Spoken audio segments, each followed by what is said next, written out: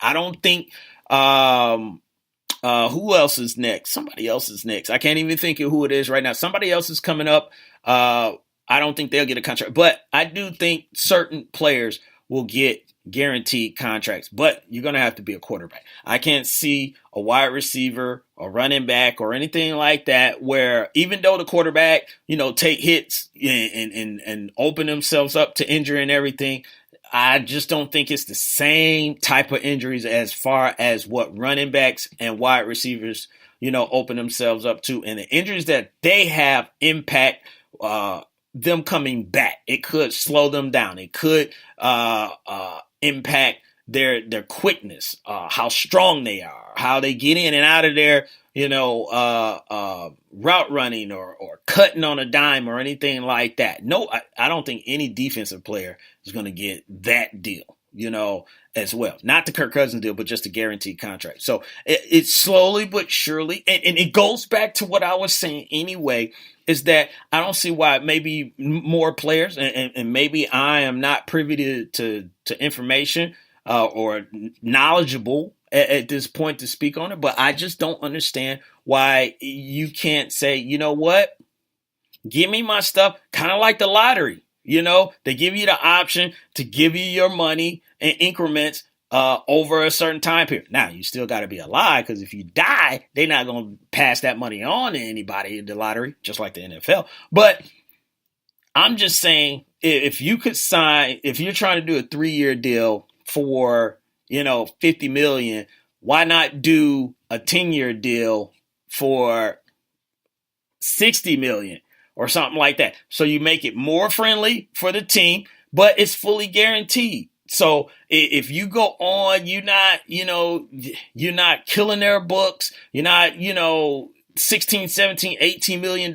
If you're just sitting there at 5, that might can help out, but you still get your money. Even if you go away, Bobby Bonilla, he did kind of something similar to that where it kicked in later on and now he's still getting paid, by the Mets, so that's another story, that I went into. We will get into that, we won't get into that tonight, but guaranteed contracts. I do see it happening a little bit more, but not this frenzy where everyone just starts getting, all these guaranteed contracts because it's still a violent sport, even though I still think, at some point you need to get something, but that's why you get your sign-up bonus and you get, a portion of it guaranteed and everything. And you just got to be smart with it. Just got to be smart with it and work it out. So,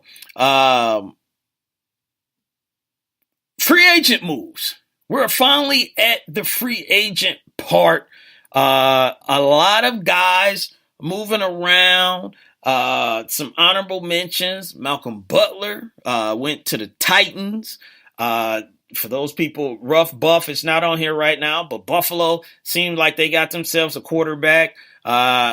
2 quarterbacks. Nathan Peterman was already on there, but they just got A.J. McCarron. So now they got themselves a little bit of a quarterback battle. Who else is going on? Who else got on another team? The Rams. They made trades for Marcus Peter and Aqib Talib. That is going to be a crazy defense with those 2 corners, playing along with all the other players in the Rams defense. Ogletree got traded. Who else got traded? Oh, Sammy Watkins went to Kansas City. I'm trying to think. Danny Amendola went to Miami. So, like the Patriots, they lost a few players. Is that going to be really that big of a deal? They lost Deion Lewis. They lost Danny Amendola. They lost somebody else too.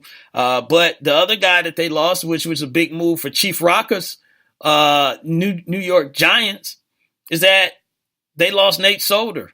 The Patriots lost Nate Solder. Nate Solder got now he's I think he's the highest paid tackle out there at this point. And he went to the New York Giants. So the New York Giants filled a role that I think everyone in God's green earth was talking about that they need line play.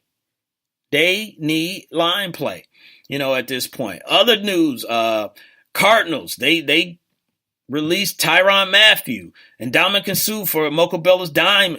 Dolphins got cut.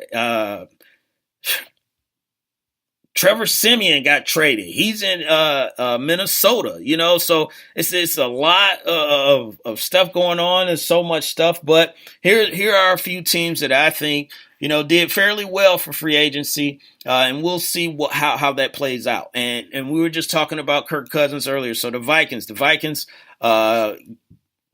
at this point, let's just say it's pretty much a done deal, unless something crazy just happened. But the Vikings are going to sign Kirk Cousins.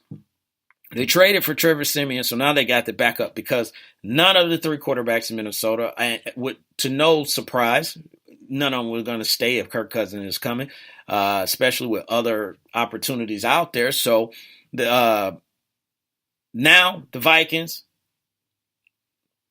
you can say, I guess, they have their quarterback. Definitely for the next 3 years. This team automatically goes to. It is a failure if they do not get to the Super Bowl at least once out of these next 3 years.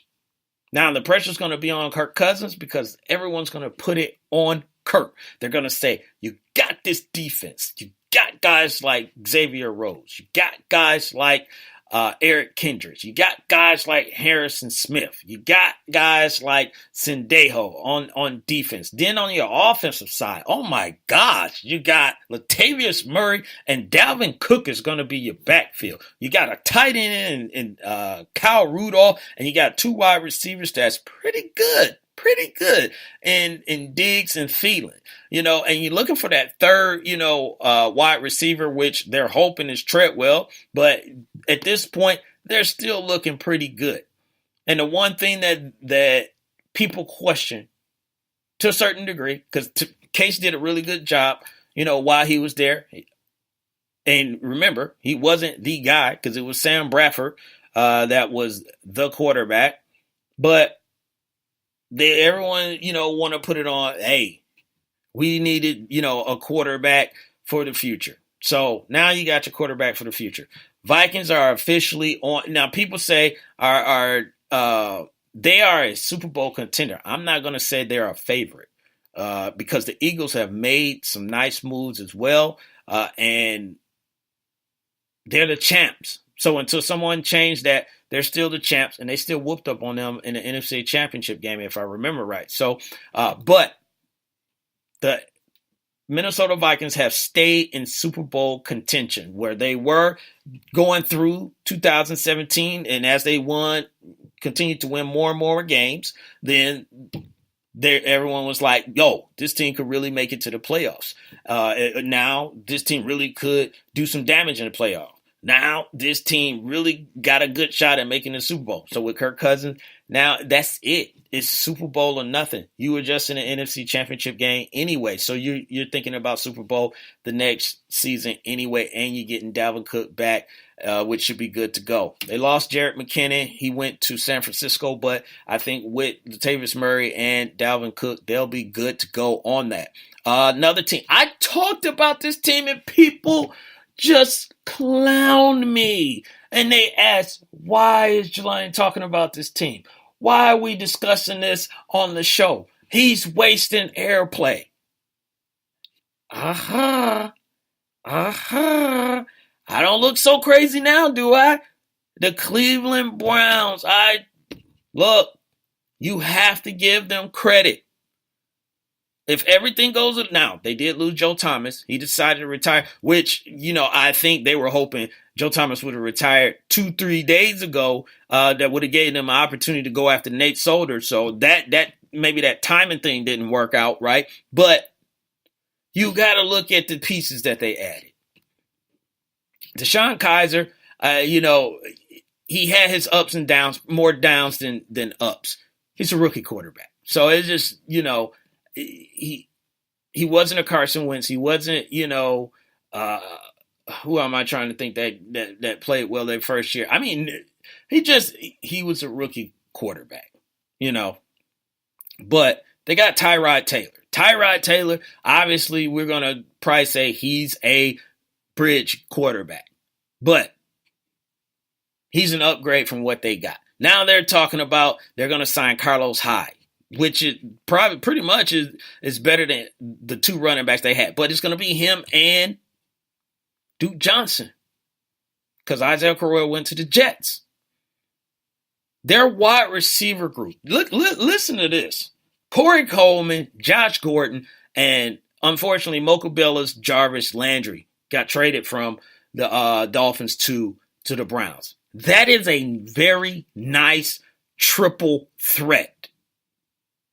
Potential triple threat. If they get anything close to what Josh Gordon was, we've seen what he can do, and he came back way late into the season. So if he's right, they got a chance. Jarvis Landry running the slot and then Corey Coleman on the other side. They have a nice. Now, Tyrod's going to have to let that thing rip. If not, they're going to go get somebody else. But Tyrod is I think, will be a serviceable quarterback. And now this opens it up for they still could draft Saquon. They still could draft a quarterback. You know, they got 2 picks, 1 and 4. So they got a lot of stuff that they can do with that, or they could drop down or whatever. But I like what they've done in free agency. They didn't just go and sign, you know, the biggest name out of everyone, but I think they signed good quality players, guys that can play, and they will make a difference. They will make a difference. I seriously think, I'm going to say it right now, I seriously think the Browns are going to make a run at the playoffs.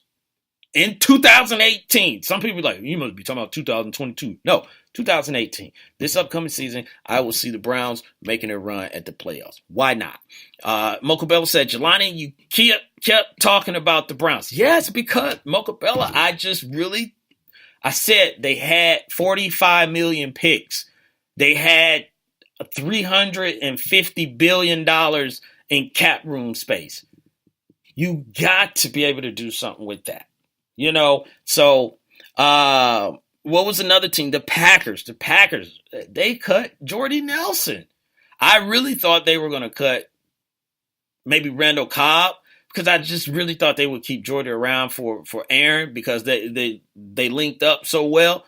But Jordy is the older person, and he had to go. And they basically gave his money to Jimmy Graham. So that's going to be a scary combination right there because now Jimmy got a quarterback that can be like Drew Brees was for him. Russell Wilson was different. I mean, Russell Wilson is a really, really good quarterback. He's a great quarterback. Guy is Super Bowl winner, but he's just a different quarterback. He got a different, style that he play. So with Aaron will let that thing zip to Jimmy, especially when they're in the red zone, and then Aaron can move around. So, and they got Muhammad Wilkerson.